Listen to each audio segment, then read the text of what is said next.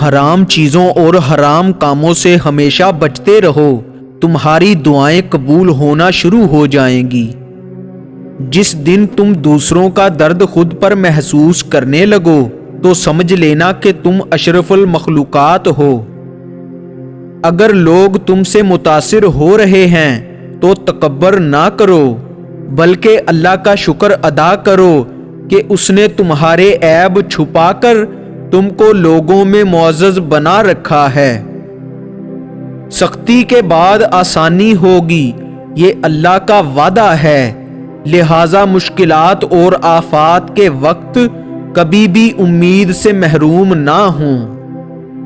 تعلق برقرار رکھنا ہو تو اچھائی بیان کرتے رہو، تعلق ختم کرنا ہو تو سچائی بیان کر دو۔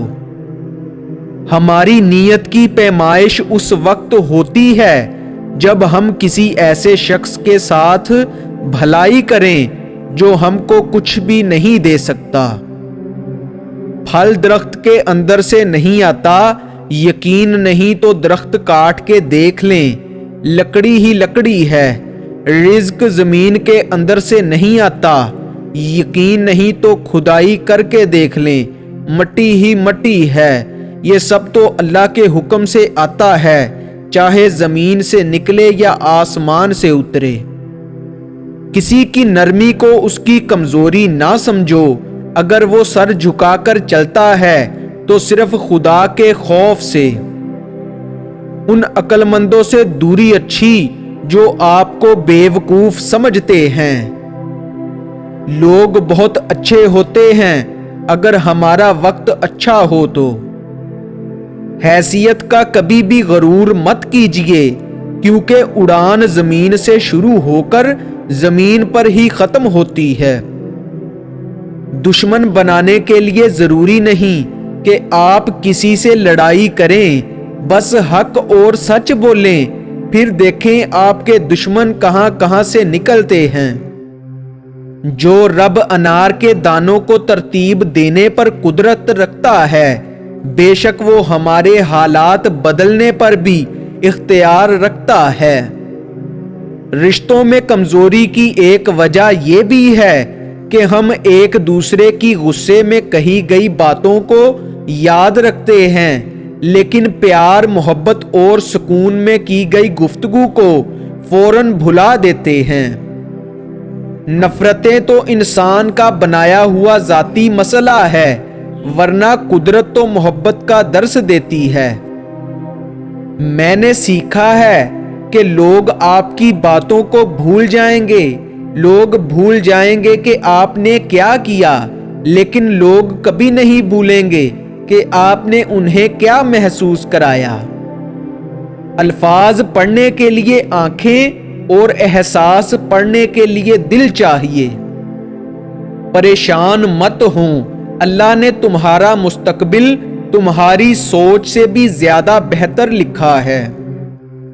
اگر تمہارے رزق میں دوسروں کی ضروریات پوری ہو رہی ہیں تو خوش قسمت ہو کہ تمہارا رب تمہارا رزق پاک کر رہا ہے۔ ہر شخص اپنے ایمان کا پہلا گواہ خود ہے، اس کا دل کتنا میلا ہے اور کتنا پارسا ہے وہ بہتر جانتا ہے۔ چھوٹی چھوٹی نیکیاں بڑے بڑے گناہوں کو کھا جاتی ہیں، کسی کے بارے میں اچھا سوچنا بھی ایک نیکی ہے۔ اگر آپ حادثاتی طور پر کسی سے 2-4 کتابیں زیادہ پڑھ گئے ہیں تو ہضم کرنے کی کوشش کریں، دوسروں کا جینا حرام نہ کریں۔ نیکی چھوٹی ہو یا بڑی، اسے پسند آ جائے تو دوزخ حرام کر دیتا ہے۔ دنیا کا سب سے مشکل کام اس بات کی وضاحت کرنا ہے کہ آپ کسی کے ساتھ کتنے سچے اور مخلص ہیں۔ بے شک وہ کامیاب ہوا جس نے اپنے نفس کو پاک کر لیا، اور بے شک وہ برباد ہو گیا جس نے اس کو آلودہ کر دیا۔ سوچ اچھی ہونی چاہیے، کیونکہ نظر کا علاج ممکن ہے لیکن نظریے کا نہیں۔ اگر بہترین فیصلہ چاہتے ہو تو سب کچھ اللہ پر چھوڑ دو، کیونکہ اللہ سے بہتر فیصلہ کوئی نہیں کر سکتا۔ جب اللہ تعالیٰ کسی بندے سے محبت فرماتے ہیں تو اسے نرم مزاج بنا دیتے ہیں۔ 4 چیزوں کو کبھی تھوڑا مت سمجھو ورنہ برباد ہو جاؤ گے۔